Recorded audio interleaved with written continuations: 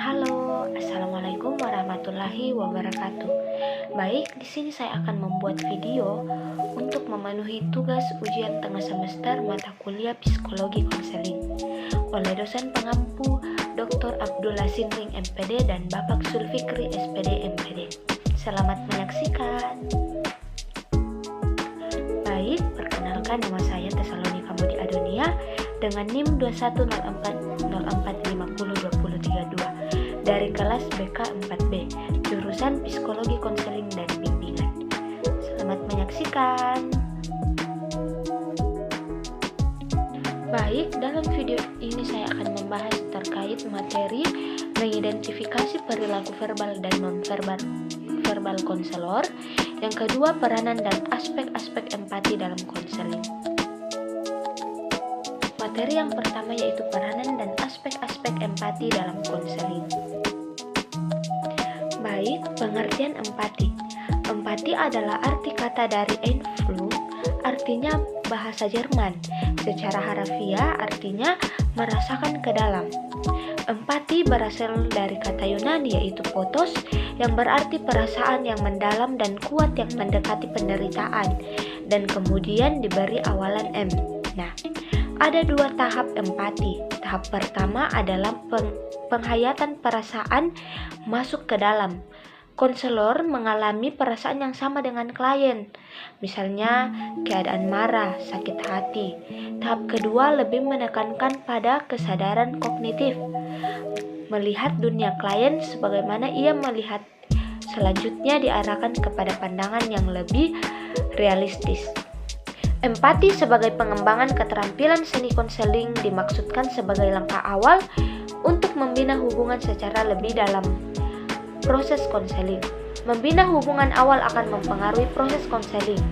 Konselor yang akan menggunakan empati secara akurat akan mampu untuk membina hubungan dengan konseling baik saat proses konseling ataupun di luar proses konseling. Meskipun ada perbedaan antara satu definisi dengan definisi yang lain, seperti yang sudah disebutkan, tetapi di antara definisi tersebut ada pula persamaan.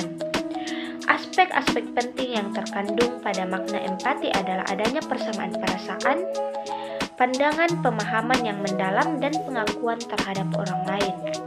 Tujuannya agar tercipta hubungan yang baik antara terapis dan klien.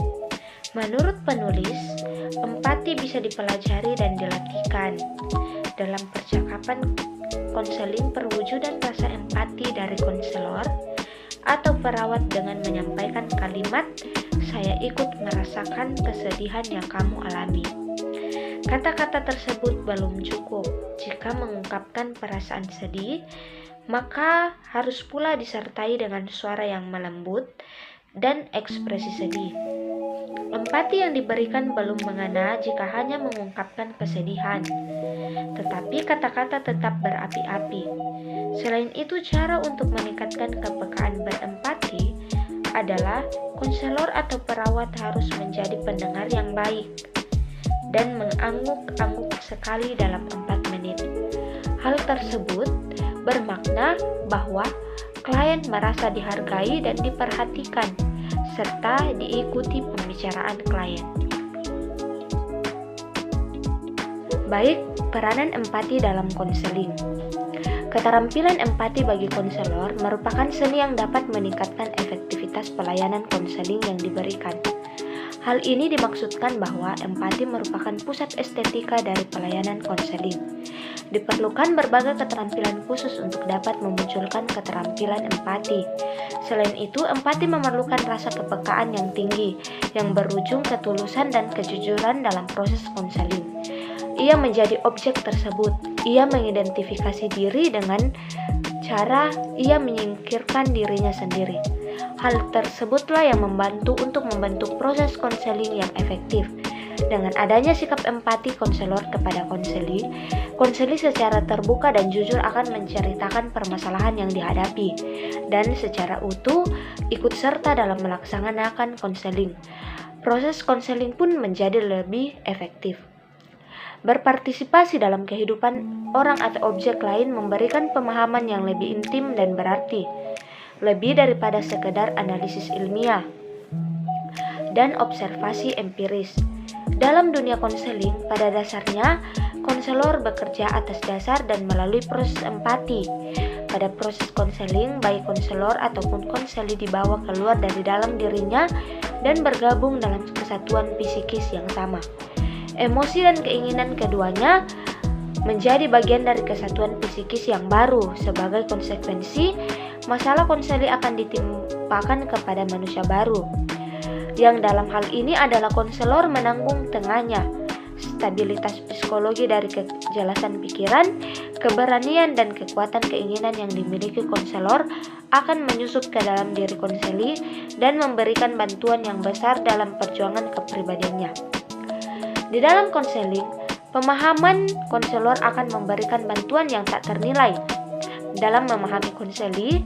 Dalam hal ini pengalaman konselor sebelumnya sangat diperlukan, tetapi pengalaman tersebut akan memberikan sumbangan secara tidak langsung, secara teoritis, dan dapat dikatakan bahwa pada saat di situasi konseling lebih baik, konselor merupakan bahwa ia pernah alami hal yang serupa dengan permasalahan yang dihadapi oleh konseli.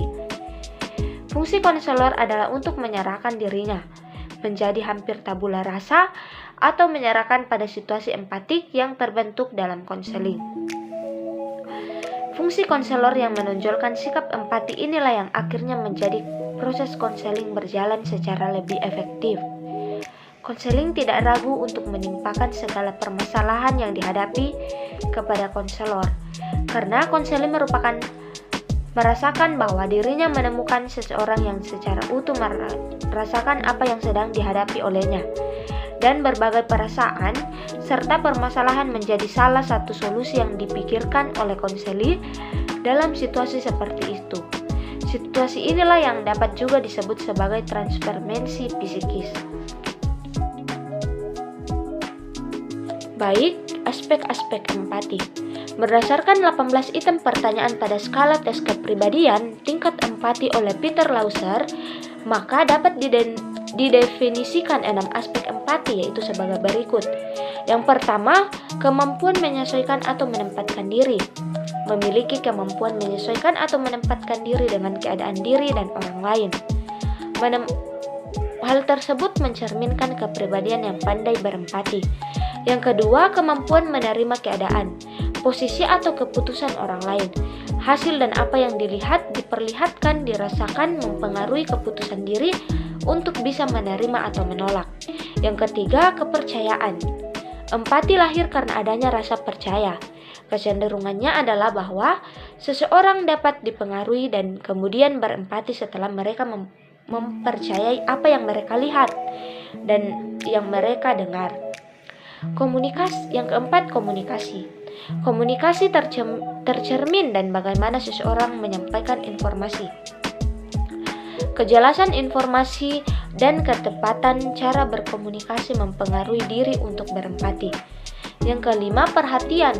Orang-orang yang berempati biasanya adalah orang-orang yang memiliki kepedulian dan perhatian terhadap banyak hal yang terjadi di sekitarnya.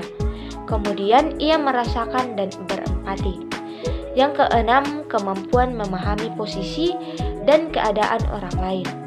Setelah melihat, mendengar, memperhatikan, orang akan mendapatkan pemahaman sehingga orang tersebut bersikap sebagaimana orang lain menginginkannya bersikap. Baik, materi selanjutnya yaitu perilaku verbal dan nonverbal konselor. Nah, perilaku verbal dan nonverbal konselor. Perilaku dan nonverbal konselor dalam situasi konseling bertujuan untuk meningkatkan kualitas hubungan dengan klien, yang pada gilirannya dapat meningkatkan efektivitas konseling. Dalam setting konseling, perilaku yang bagaimanakah yang harus ditampilkan oleh konselor agar klien merasa lebih senang, lebih terbuka dan lebih percaya, lebih tertarik dengan mengatasi konseling sampai tuntas. Berikut ini perilaku konselor yang harus ditampilkan adalah perilaku nonverbal. Konselor yang bersifat positif meliputi senyuman, angkukan kepala dan kontak mata yang konstan.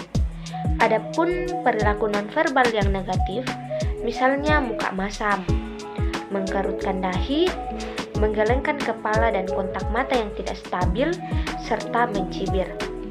Kualitas hubungan konselor dengan klien kurang baik jika konselor bersandar dan melipat tangan, gelisah, melihat jauh atau sering melihat jam. Untuk meningkatkan interaksi dalam proses konseling, konselor dapat melakukan yang pertama, merespon dengan kata-kata pendek, misalnya "oh, Yang kedua, merefleksikan kata-kata lain tetapi makna sama. Contohnya, jadi kamu akhir-akhir ini kurang tidur. Nah, yang ketiga, penghargaan positif. Contohnya, saya pikir gagasan kamu itu cukup. Nah, berdasarkan beberapa studi dalam bidang psikologi, Hill melaporkan 3 area pokok yang relevan dengan efektivitas konseling, yaitu kemampuan nonverbal, tingkah laku nonverbal, dan kongruen antara verbal dan nonverbal. Hakikat hubungan interpersonal konselor dan efektivitas konseling merupakan hal yang cukup minat. Berdasarkan beberapa studi dikumpulkan bahwa tingkat keterampilan konselor dan penggunaan empati, kehangatan serta ketulusan merupakan faktor kunci dalam menentukan keberhasilan proses dan hasil konseling. Selain itu, mereka juga mengatakan pentingnya orientasi konselor, tipe klien, hakikat problem klien, dan variabel konselor yang harus diperhitungkan dalam proses konseling. Salah satu variabel konselor yang perlu muncul dalam situasi konseling adalah keterbukaan diri.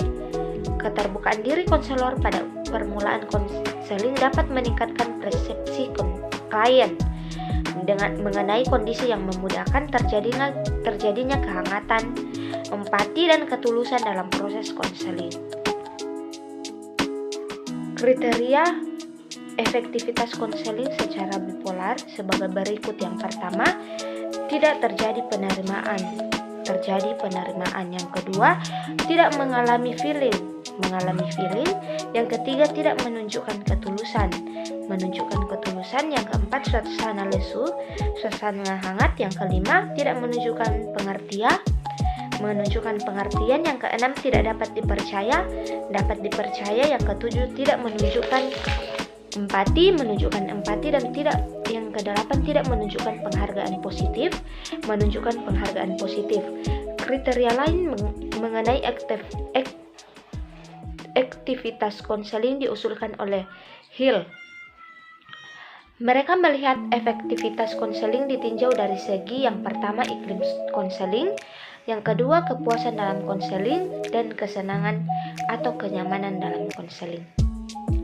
Berkenan dengan penelitian efektivitas konseling, Vargas menyimpulkan yang pertama, keterampilan konselor menghasilkan proses konseling yang menyenangkan. Yang kedua, keterampilan yang baik menghasilkan tercapainya harapan-harapan dalam konseling. Dan yang ketiga, keterampilan konselor yang baik menghasilkan empati, ketulusan, dan terjadinya penghargaan positif pada klien.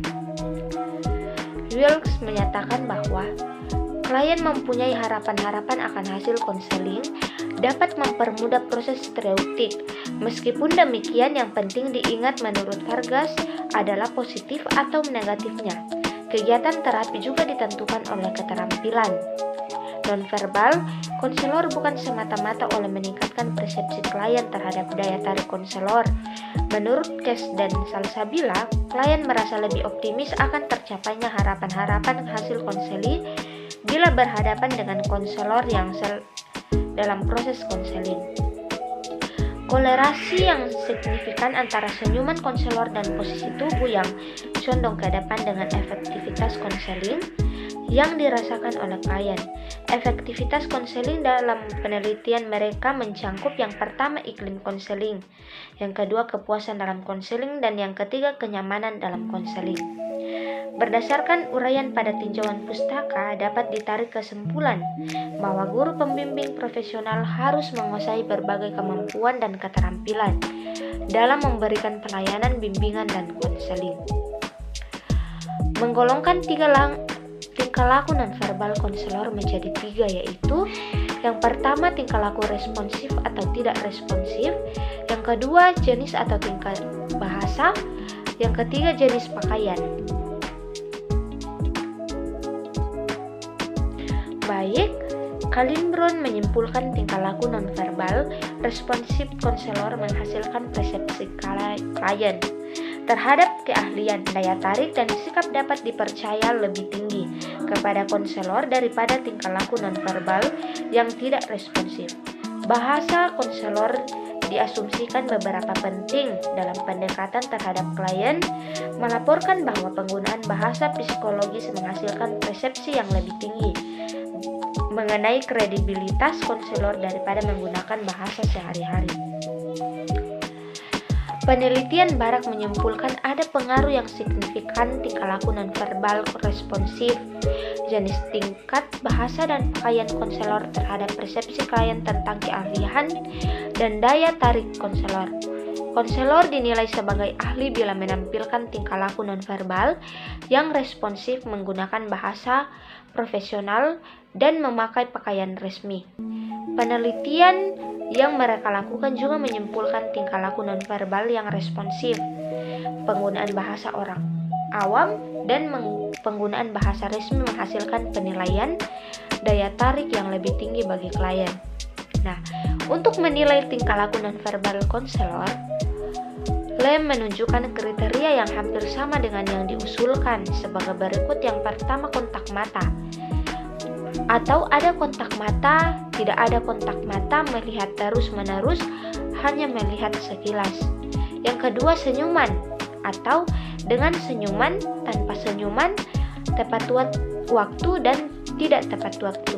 Yang ketiga, anggukan kepala. Atau dengan anggukan kepala, tanpa anggukan kepala, spontan atau pura-pura tidak spontan. Yang keempat, ekspresi wajah atau ceria lesu, memperhatikan tidak memperhatikan. Yang kelima, gestur atau dengan gerakan gerik, tanpa gerak-gerik, dinyatakan tanpa atau dinyatakan. Yang keenam, suara atau lembut, kasar, lancar, tersedat-sedat. Yang ketujuh, badan, rileks, kaku, mendekat, menjauh.